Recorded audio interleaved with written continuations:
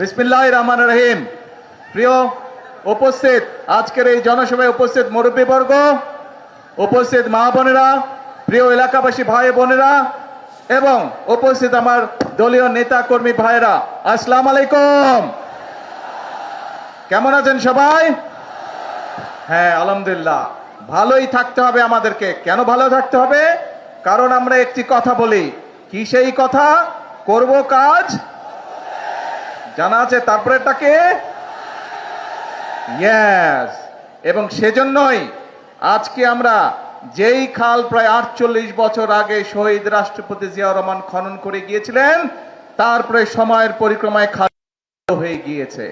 এবং এই খালটি যখন বন্ধ হয়ে গিয়েছে, তার ফলে বহু কৃষক, এই যে আমার পাশে এক কৃষক ভাই বসে আছে, ওনার কথা একটু আগে শুনলেন আপনারা, যে এই খাল আমরা খনন করতে পারলে, শহীদ জিয়া যখন খনন করেছিলেন, তার ফলে এই এলাকার কৃষক ভাইদের সুবিধা হয়েছিল।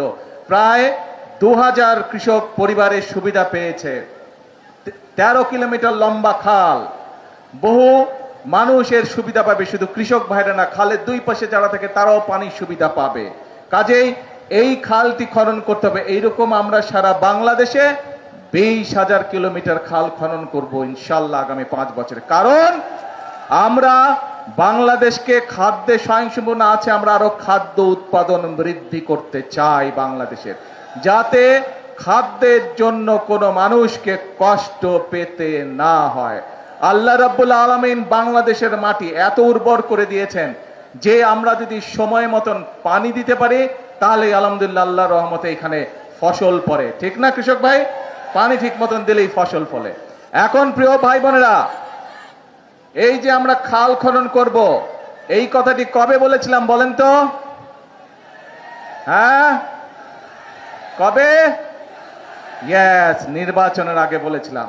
কারণ আমরা জানি খাল খননের ভিতর দিয়ে কৃষক ভাইদের উপকার হবে। কৃষক ভাইদের উপকার হলে কৃষকরা ধীরে ধীরে স্বাবলম্বী হবে, এবং কৃষকরা স্বাবলম্বী হলে এই দেশের অর্থনীতি ধীরে ধীরে মজবুত হবে। এই দেশের অর্থনীতি মজবুত হলে এই দেশের মানুষের অর্থনীতি মজবুত হবে। প্রিয় ভাইরা, ভাই বোনেরা, আমরা শুধু খালের কথা বলিনি, খালের সাথে আমরা আরো কয়েকটি কথা বলেছিলাম। আজকে আপনাদের এখান থেকে আমি যাব চাঁদপুর সদরে, সেখানেও দুটি কর্মসূচি রয়েছে।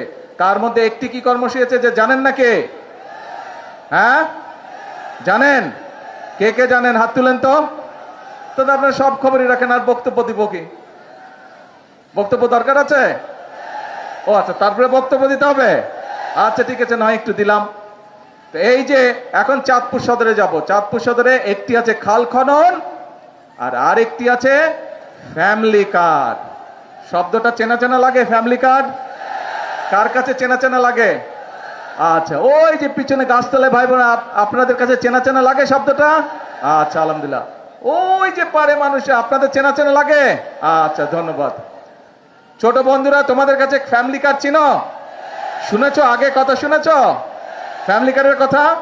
আচ্ছা, এখন প্রিয় ভাই বোনরা, এই ফ্যামিলি কার্ডের প্রতিশ্রুতি আমরা নির্বাচনের আগে এই দেশের মানুষের কাছে দিয়েছিলাম। এই ফ্যামিলি কার্ডের লক্ষ্য কি?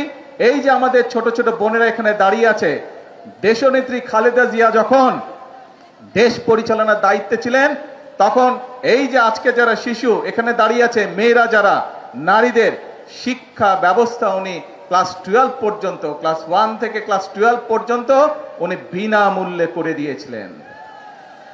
আজকে আমরা সিদ্ধান্ত নিয়েছি দেশনেত্রী খালেদা জিয়ার সেই কর্মসূচিকে আমরা আরো আগিয়ে নিয়ে যাব, এবং ইনশাআল্লাহ আমরা এই যে মেয়েদেরকে শিক্ষা ব্যবস্থা ইন্টারমিডিয়েট পর্যন্ত ফ্রি আছে, এটাকে আমরা ডিগ্রি বা স্নাতক পর্যন্ত আমরা ইনশাআল্লাহ ফ্রি করব। এবং শুধু তাই নয়, যে সকল মেয়েরা ভালো রেজাল্ট করবে ইনশাআল্লাহ, তাদেরকে আমরা সরকারের পক্ষ থেকে ইনশাআল্লাহ উপবৃত্তির ব্যবস্থা করব। কাজে মন দিয়ে সবাইকে পড়তে হবে, তোমাদেরকে মন দিয়ে পড়তে হবে, তাহলে তোমরা সরকার থেকে উপবৃত্তি পাবে। এখন আসুন প্রিয় ভাই বোনেরা, কেন আমরা আমাদের মায়েদেরকে বা আমাদের বোনদেরকে শিক্ষিত করতে চাই, একই সাথে তাদের হাতে ফ্যামিলি কার্ড তুলে দিতে চাই? কারণ এই দেশের জনসংখ্যার অর্ধেক হচ্ছে নারী। আমরা যদি আমাদের প্রত্যাশিত বাংলাদেশকে গড়তে চাই, তাহলে এই নারীদেরকে যদি আমরা স্বাবলম্বী না করি, শিক্ষিত না করি, অর্থনৈতিকভাবে স্বাবলম্বিত না করি, তাহলে আমাদের এই দেশকে এগিয়ে নিয়ে যাওয়া সম্ভব না।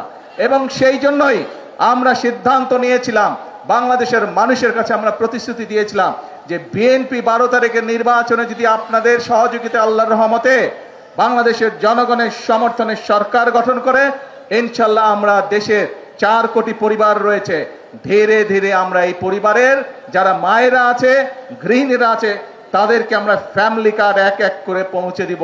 এবং সেই ফ্যামিলি কার্ডের মাধ্যমে আমরা 2500 টাকা করে প্রতি মাসে আমরা মায়েদের হাতে তুলে দিব, যাতে করে সেই মায়েরা পরিবারের শিশুদের লেখাপড়া বলেন, স্বাস্থ্য বলেন, সবকিছু ঠিকভাবে যত্ন নিতে পারে। ধীরে ধীরে যাতে মায়েরা ছোট ছোট ব্যবসা বাণিজ্য করার মাধ্যমে স্বাবলম্বী হয়ে গড়ে উঠতে পারে। কারণ মা যদি শিক্ষিত হয়, পরিবার শিক্ষিত হয়।